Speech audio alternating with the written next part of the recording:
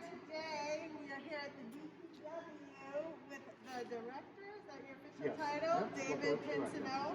And we're going to learn all about public works in Lexington. So we asked to see the big pipes, but apparently they're buried. But we've got a really nice view of all the trucks and stuff. So, David, how do you get into heading up the public works department? What is your job do? So Public Works, I oversee everything that we do. So we have 10 different divisions. We have water, sewer, forestry, park, cemetery, environmental services, administration, engineering, highway, equipment, and then the street light operation. Wow. So we have various superintendents that oversee the direct operation, but it's my job to coordinate all of those, help with the budget preparations, make sure we have the resources in place to deliver the services to the residents. So, and how many people would you say that encompasses? we have about 80 full-time staff. Wow. That's both administration, engineering, and then our frontline work. We have a vehicle coming in, so we'll make sure that we get out of the way here.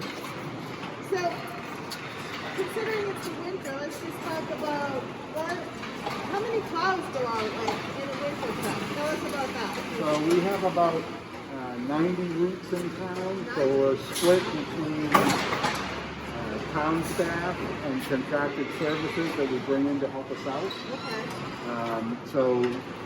Each truck is assigned a certain number of streets. There's people to oversee that, and we coordinate that effort during a storm. So it just depends what the storm brings. Sometimes we may just go out with a salt or brine treatment, Okay. and that'll take care of a couple inches of snow. If it's more than that, then we do have to get the plows out. We have about 70 miles of sidewalk that we plow as well. Wow.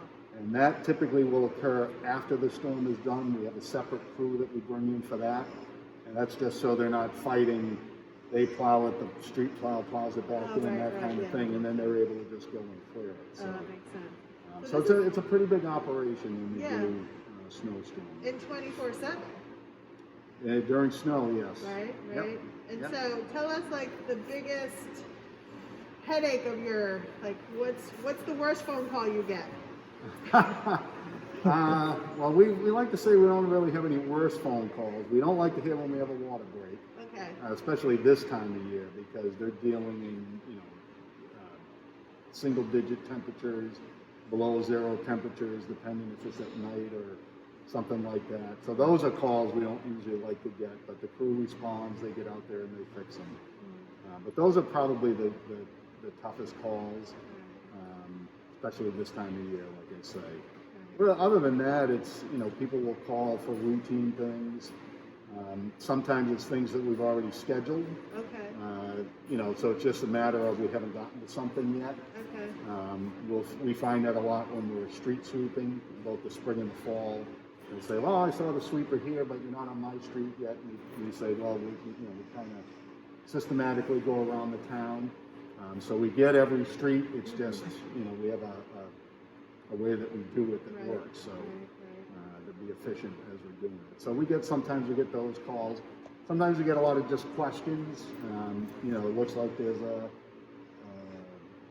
drainage problem on my street. We'll go check it out, or those kinds of things. We do get the dead animal calls. Oh, you get the dead animals? Oh yeah, we get the dead animals. Yep.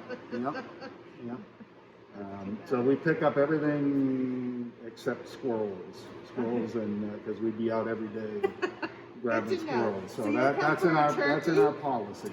So, turkey, deer. We've had it. Unfortunately, dogs and cats as well, but we've had that. We make sure we get those squared away. Really, what we like to say is with the residents, we're with you from morning to night. When you get up, you make your coffee, you take a shower, that's all water we make sure is provided clean coming in, and we get rid of the water that's going out. All through getting on the roadways to making sure the roads are good, the traffic lights, all of that kind of thing to get your day going, to after work going to the different recreation facilities. So We work with recreation. We do all the maintenance at the facilities. They're the oversight. So we work very well with them to at night to have the street lights for, when you're on your way back home. So there's really a lot of essential services that this department provides to the residents. And we try to make it so it's in the background so you can just go about, enjoy your day, and not have to worry about those things. And that's really our goal. If we're doing our job, residents just go about doing their things and not have to worry, well, this street's a mess, or, the lights weren't on, or something like that. That's, we really try to make sure we're ahead of that, as opposed to behind. We also are in charge of all of the things that aren't buildings for capital improvements. So roadways, water lines, sewer lines. We have a big streetscape project coming up over the next 2 years for downtown. So we think that's going to be a really great project. Is going to cause a lot of disruption for a couple of years. We're working with businesses and residents, the police, and we have that up to bid right now. So we work with that. We cover a lot of the special events in town. So Patriots Day, although it's canceled again this year, was canceled last year. That's a huge event for the department. We're the logistics for that. So do you guys put up the flags and stuff in town? The flags, the bleachers, the getting everything ready for the parades, the sound system, all of that. All the cleanup that goes on before and after and during. So that, that's an event that the crews here take a lot of pride in. Because it is a big to-do for the town. So that's one that they do. And a lot of other little special events. We help out with farmers market and things like that. So different things that go on. What about skating rink? You guys, are you the one to put that up? Or there's a group that we work with. There was a group of citizens, and then the Lions Club participated, and then we helped again with logistics for setting that up. Unfortunately, the skating season for that type of rink in our climate, even though it gets cold, it doesn't get cold long enough. And then we get snow. So they haven't had a ton of days. The days that they were open, the kids out there were having a good time. But it's a little tougher just because of the climate that we're in. So tell us, how long have you been here with Lexington? So I've been with the town over 20 years. I started as the public grounds superintendent back in 2000. Stayed in that position till about 2011. I got promoted to operations manager, which for us is almost like our assistant director. And then worked in that position for 5 years. Then the former director retired. So then I applied and got the director's spot. So I've been here, like I said, a little over 20 years. Really good community to work for. That's why I'm still here.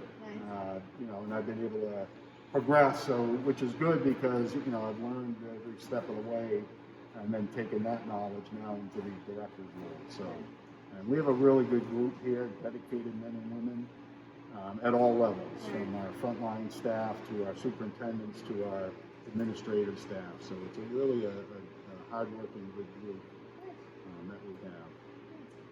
Well, thank you for your time and all of that explanation. I appreciate it. No, you're very welcome. And we do have, we participate in the Citizens Academy, which is a group of residents that are able to learn all about all of the different departments in town. So this year we did it virtually, but typically we'll have a presentation here on everything that we do.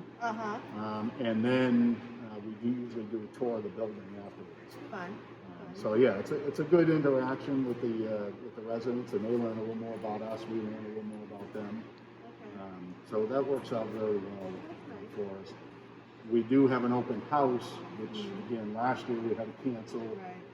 We'll probably have to cancel it this year because it's typically in May during American Public Works Week. But we're going to try to do something virtual. Last year was just too soon to try to figure it out when everything went crazy in March. So, so we're going to try to put something together for that. Again, it's just a way to connect with the community, because I think there are a lot of things that people don't realize that we do, that the crews are out there doing.